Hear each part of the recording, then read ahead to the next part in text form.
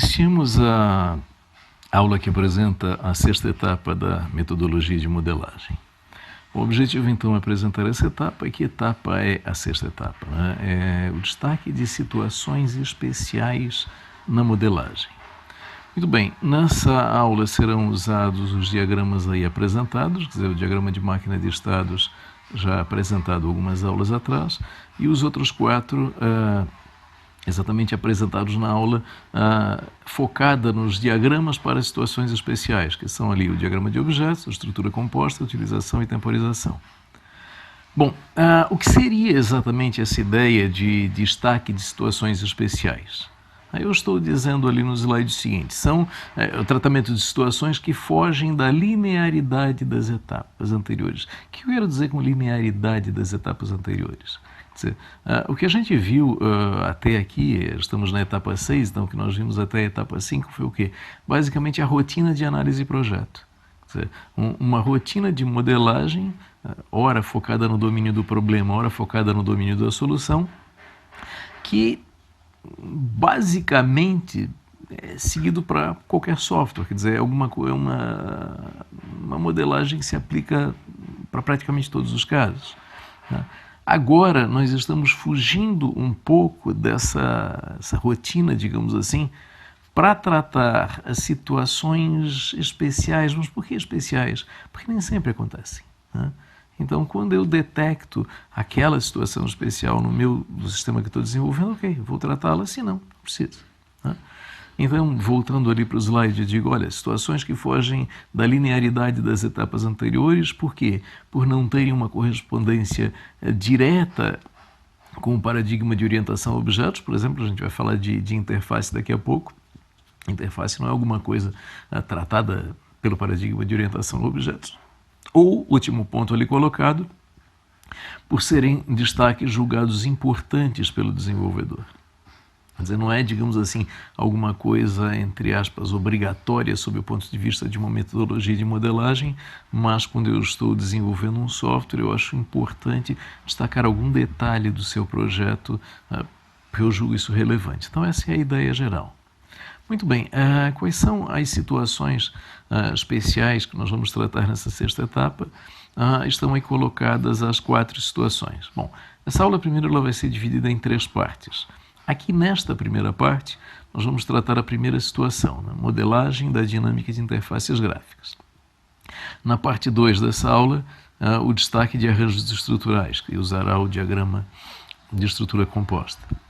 E na terceira e última parte, as 2 últimas situações, destaques de detalhes da implementação e destaque de restrições temporais. Muito bem, então o foco... Bom, antes... como que a sexta etapa se insere no processo de modelagem? Bom, nessa imagem eu estou reproduzindo um diagrama que já foi apresentado em aula anterior, onde se falou da visão global da metodologia de modelagem. Então, do lado direito da imagem, eu tenho uma grande atividade e rotina de modelagem, e dentro dessa grande atividade e rotina de modelagem, eu tenho 2 atividades, que são o quê? Em cima, modelagem do domínio do problema, que é análise, e embaixo, modelagem do domínio da solução computacional, que é projeto. E nós sabemos que análise em cima, está ali a nota, 4 primeiras etapas, são as 4 primeiras etapas do processo de modelagem focadas no domínio do problema. E a quinta etapa, que é projeto, é o quê? É a repetição dessas mesmas 4 etapas iniciais, só que focadas no domínio da solução computacional. E, vejam, os fluxos de controle dizendo o quê? Que eu fico trabalhando análise projeto naquilo que eu coloquei lá no topo dessa grande atividade, que é a rotina de modelagem, são os esforços de análise projeto. Muito bem, a sexta etapa, modelagem de situação especial, aparece lá no lado esquerdo do diagrama. O que eu estou dizendo? Que eu estou saindo da rotina de modelagem para tratar uma situação especial e eu volto, após tratá-la, volto para a rotina de modelagem. Cada vez que eu identificar uma situação especial, eu saio da rotina de análise de projeto e trato essa situação especial. Muito bem, essa é a ideia. Bom, o foco da aula de hoje, então, a primeira situação especial. Ali está dito, modelagem da dinâmica de interfaces gráficas. Então eu estou dizendo foco em definir a navegação entre o conjunto de janelas ou telas da interface gráfica. Vejam, eu estou supondo que eu tenho uma interface gráfica composta não de apenas uma janela ou uma tela, mas um conjunto de janelas, telas de interação, mais de um conjunto, e eu preciso, ao longo da execução do programa, ficar transitando entre uma e outra, abrindo uma, fechando outra. E certamente, quando eu vou projetar uma coisa relevante, qual é a sequência possível de navegação nessas telas ou janelas. Então esse é o problema. E aí eu estou dizendo ali ao final, isto é diferente de selecionar uma opção tecnológica para implementação de interface gráfica e identificar classes e casos de uso em torno dessa opção, como tratado na etapa 5. Então na etapa 5 tem lá o exemplo que nós tratamos com o jogo da velha, em que nós usamos Java Swing para a opção tecnológica da construção do conjunto de janelas do jogo da velha, exemplo desse curso. Isso é uma coisa, etapa 5, domínio da solução.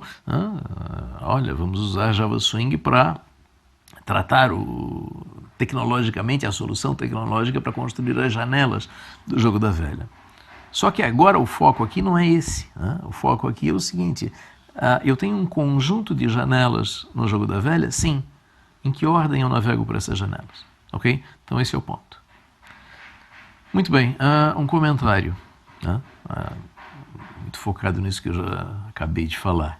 Eu digo aí, não há um diagrama de UML voltado especificamente para tratar abertura e fechamento de janelas ao longo da execução de um programa orientado a objetos. Isso não existe.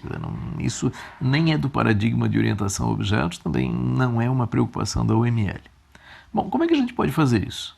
Eu estou dizendo ali, olha, alternativa, usar o diagrama de máquina de estados. Alternativa, usar o diagrama de máquina de estados. Por quê? Bom, vamos adiante. Agora aqui eu estou dizendo o seguinte, cada estado corresponde a uma das janelas de estar ativa. Então vejam, eu tenho um conjunto de janelas, uma delas vai estar ativa, as demais não. Então eu caracterizo a janela ativa por um estado. Estar com a janela principal aberta, por exemplo, esse é o estado janela principal. E assim por diante. Então, para cada janela aberta, ou cada tela exibida, eu defino isso por um estado. Ok. E aí? Segundo ponto colocado. O percurso de transições representaria as sequências de janelas que um usuário poderia acessar em uma execução do programa. Então, a partir de uma janela, eu posso abrir uma outra, eu posso abrir qualquer outra. Então, essas restrições no sequenciamento das janelas serão estabelecidas pela transição. Então, para que a partir de uma janela eu abra outra, eu tenho que ter uma transição levando desta janela para outra. Muito bem. Então, como que eu trabalho com essa modelagem? Como que eu projeto essa dinâmica de navegação? Então, ali está colocado, o algoritmo. Primeiro ponto é o quê? Primeiro passo. Definição do conjunto de janelas da aplicação. Quais são as minhas janelas da aplicação? Na prática, isso eu vou fazer na etapa 5, modelagem do domínio da solução computacional, projeto. Então, eu vou projetar a minha interface. Então, lá eu vou ter definido o conjunto de janelas, ou telas. Segundo passo, associação de um estado para cada janela. Então, quando eu associo um estado à janela, eu estou representando o quê? Que aquela janela está ativa. Terceiro, identificação das transições que definem os percursos possíveis entre as janelas. Muito bem, vamos dar uma olhada nesse exemplo do jogo da velha em que eu fiz isso. Então aí está o diagrama de máquina de estados pronto, da modelagem da navegação de janelas para o jogo da velha. Bom, primeiro, vamos olhar qual é o conjunto de janelas que aí está em destaque. Então, começando ali a partir do pseudo-estado inicial, bem no centro, lado esquerdo, nós temos ali a janela principal. Eu vou percorrer esse conjunto de janelas em sentido horário. Observem, janela principal, a seguir, em sentido horário, lá em cima, diálogo e interrupção, é uma janela que eu criei para perguntar, no caso de uma partida em andamento, eu peço para iniciar uma nova partida, uma janela de diálogo para perguntar se eu interrompo a partida em andamento ou não. Na sequência, diálogo contra o programa. O diálogo contra o programa é uma janela que pergunta para o usuário se ele quer jogar usuário contra usuário ou usuário contra programa. Próxima, diálogo nome do jogador, basicamente pergunta o nome do jogador para o jogo. Seguinte, diálogo símbolo, pergunta se ele quer usar o X ou a bolinha como símbolo. Diálogo ordem, pergunta quem começa a partida. E ali no final, mensagem lance regular, é o quê? É um aviso, quando o cara clica lá na vez dele, clica numa posição ocupada, aparece lá uma janela dizendo, olha, lance regular. Esse é o conjunto de janelas. Muito bem. Agora aqui eu estou destacando, eu começo a destacar a navegação possível. Ali em cima, vejam, está destacada a saída da janela principal indo para o diálogo interrupção. O que eu estou dizendo? Olha, se eu estou na janela principal, eu tenho uma partida em andamento e eu peço para iniciar ou reiniciar partida, eu vou para o diálogo interrupção. Eu vou para o diálogo interrupção. Por quê? Para perguntar se eu interrompo ou não interrompo. Se a opção for não interromper, eu volto para a janela principal, não interromper. Se a opção for interromper, olhem no lado direito, a transição interromper e iniciar. Interromper e iniciar significa o quê? Olha, interrompe a partida em andamento e inicia uma completamente nova. Ok, então ele vai lá para a janela diálogo contra programa à direita. Muito bem. Quando eu estou nessa janela diálogo contra programa, que ali está circundada, como eu chego nela? Bom, ou eu chego a partir da janela principal à esquerda, quando eu não tiver uma partida em andamento e eu pedir para iniciar uma partida, ou lá em cima da janela diálogo e interrupção, quando eu tiver sim a partida de andamento, mas eu aceitar interromper e iniciar. Muito bem. Diálogo contra o programa é o quê? É o início do diálogo do jogador de como ele quer a partida dele. Então, olha, você quer jogar contra o programa ou contra o usuário? Na sequência, observa a seta vermelha ali abaixo, seguem-se aquelas janelas. Então, primeiro diálogo contra programa, depois diálogo nome do jogador, qual é o seu, quer jogar contra o programa não, qual é o seu nome, em seguida símbolo, qual é o seu símbolo, em seguida ordem, quem inicia a partida e vá para a janela principal com a partida iniciada, para iniciar, para jogar, jogar na janela principal. Bom, nesse último destaque ali apontando a janela principal, quando eu estou na janela principal, o que acontece? Se eu tenho, começando pelo lado esquerdo, ali o lance irregular. Então o que acontece? Se eu estou na janela principal e executo um lance irregular, vou lá para a janela de baixo, mensagem lance irregular e volto para a janela principal. E do lado direito, o destaque do lado direito, ele dizendo, não estou na partida, estou na janela principal, não há partida em andamento e reiniciar. Então ele vai lá para o diálogo ordem. O que significa isso? É porque reiniciar significa reiniciar a última partida, onde eu já tenho tanto a opção de contra o programa, contra jogador, jogadores definidos, símbolos definidos, então eu só preciso estabelecer a ordem dessa nova partida. Então vejam, essa é a modelagem do exemplo do jogo da velha, das janelas do jogo da velha. Então, para um programinha bastante simples, nós temos aí 7 janelas, essas 7 janelas e este percurso de navegação possível. Então, por exemplo, indo lá para baixo, canto direito, onde eu tenho a janela diálogo símbolo. Eu posso da janela diálogo símbolo ir para qualquer uma? Não. Uma vez que a janela diálogo símbolo está aberta, a próxima que será aberta será apenas diálogo ordem. Ponto.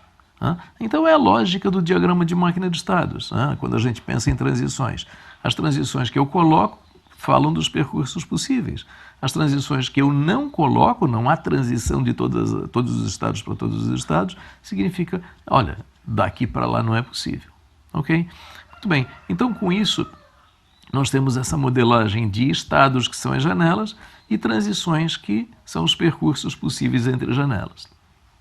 Bom, há algumas informações complementares a respeito dessa modelagem. Digo lá, complementação dos diagramas com guardas e ações quando necessário. Então, ali no nosso exemplo, muitas guardas foram usadas, né, para dizer, olha, eu vou daqui para lá se tal condição acontecer. Segundo ponto, como não se trata da modelagem de estados de uma classe, mas uma modelagem da dinâmica do sistema, a rotulagem das transições, quando julgada necessária, não corresponde necessariamente a métodos. Quer dizer, na minha modelagem eu não vi necessidade de colocar ações, ou eu não quis colocar ações. Tá? Eu simplesmente ou não coloquei nada, ou coloquei guarda quando necessário. Muito bem, eu posso ou não colocar a ação que produz a transição de um estado para o outro, que leva de uma janela ativa para outra janela ativa. E terceiro e último ponto aí colocado, eu digo, o desenvolvedor pode optar por não rotular as transições, deixando essa informação para ser inserida no refinamento de casos de uso. Foi a minha opção no exemplo. Foi a minha opção no exemplo, quer dizer, eu não rotulei com ações, com métodos, eu não rotulei com métodos, não há gatilhos, métodos, no sentido que a gente viu na etapa 3 do processo de modelagem, na etapa 4 do processo de modelagem, não há gatilhos, não há métodos associados às transições, e o que causa a abertura de uma nova janela, quer dizer, uma outra janela passar a ser ativa, eu deixei isso para ser tratado no contexto do refinamento dos casos de uso, como aí está colocado. Muito bem, então aí está novamente a modelagem. Observem então que, além dos estados e transições, a rotulagem que tem nas transições é apenas guardas, condições booleanas. Eu optei por não usar métodos. Muito bem, com isso nós fechamos a primeira parte da etapa 6, situações especiais, e passemos aos demais para a próxima parte.